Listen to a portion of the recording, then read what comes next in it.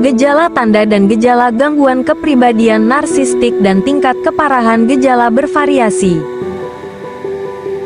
Ciri atau gejala berdasarkan DSM-5, Diagnostic and Statistic Manual 5, adalah SBB. Memiliki rasa kepentingan diri sendiri yang berlebihan. Mengharapkan untuk diakui sebagai seseorang yang unggul, bahkan tanpa adanya prestasi yang terjamin. Melebihkan bakat dan prestasinya, disibukkan oleh fantasi mengenai kesuksesan, kekuatan, kecerdasan, kesempurnaan fisik, atau sebagai pasangan hidup yang sempurna. Mempercayai bahwa dirinya adalah pihak yang superior dan hanya dapat dimengerti oleh orang yang berkedudukan sama tinggi atau sama spesialnya. Membutuhkan pujian-pujian yang konstan setiap saat. Merasa berhak terhadap segala sesuatu. Mengambil keuntungan dari orang lain untuk mendapatkan apa yang diinginkan. Memiliki ketidakmampuan atau ketidakinginan untuk mengakui kebutuhan dan perasaan orang lain. Cemburu dan iri terhadap orang lain. Sekaligus percaya bahwa orang lain cemburu terhadap dirinya. Berperilaku arogan dan sombong pada saat yang sama.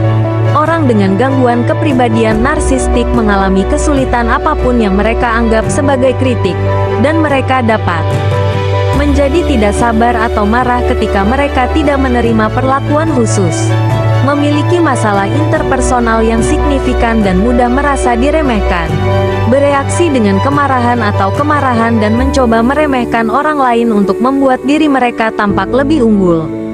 Mengalami kesulitan mengatur emosi dan perilaku, mengalami masalah besar yang berhubungan dengan stres dan beradaptasi dengan perubahan. Merasa tertekan dan murka karena mereka tidak sempurna. Memiliki perasaan rahasia ketidakamanan, rasa malu, kerentanan dan penyakit. Penyebab hingga saat ini, penyebab narsistik belum diketahui secara pasti. Namun diduga bahwa faktor biologis, genetik dan sosial mempengaruhi seseorang hingga mengalami gangguan kepribadian narsistik.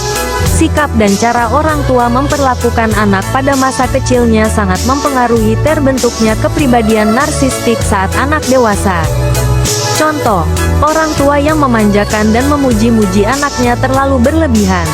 Memiliki ekspektasi yang tinggi terhadap anak. Perlakukan kekerasan terhadap anak. Ataupun anak yang sering diabaikan oleh orang tua. Bahwa dalam Gabart's Treatments of Psychiatric Disorders 2014, faktor-faktor berikut diidentifikasi sebagai pemicu perkembangan gangguan kepribadian narsistik. Temperamen yang terlalu sensitif, perbedaan perilaku individu saat lahir, kekaguman yang berlebihan yang tidak pernah diimbangi dengan kritik yang realistis, pujian berlebihan untuk perilaku baik, atau kritik berlebihan untuk perilaku buruk di masa kanak-kanak. Pemuasan berlebihan dan penghakiman berlebihan oleh keluarga atau teman sebaya. Dipuji oleh orang dewasa karena penampilan atau kemampuan fisik yang dirasakan luar biasa. Trauma yang disebabkan oleh kekerasan psikologis, kekerasan fisik atau kekerasan seksual di masa kanak-kanak. Pengasuhan orang tua yang tidak dapat diprediksi atau tidak dapat diandalkan. Perasaan emosi tertekan dari orang tua atau teman sebaya. Psikoterapi untuk NPD 1. Terapi psikoanalisa. Psikoterapi yang dapat dilakukan untuk narcissistic personality disorder antara lain psikoanalisis. Merupakan salah satu bentuk terapi bicara. Melalui sesi 1 lawan 1.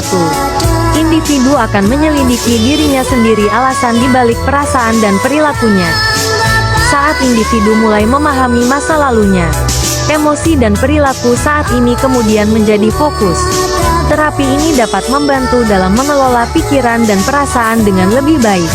Kemudian, selanjutnya individu dapat mulai mengubah cara berpikir dan berperilaku. 2. Terapi perilaku kognitif, CBT. Fokus dari terapi perilaku kognitif, CBT, adalah untuk mengidentifikasi pola pikir dan perilaku yang tidak sehat dan menggantinya dengan yang lebih sehat.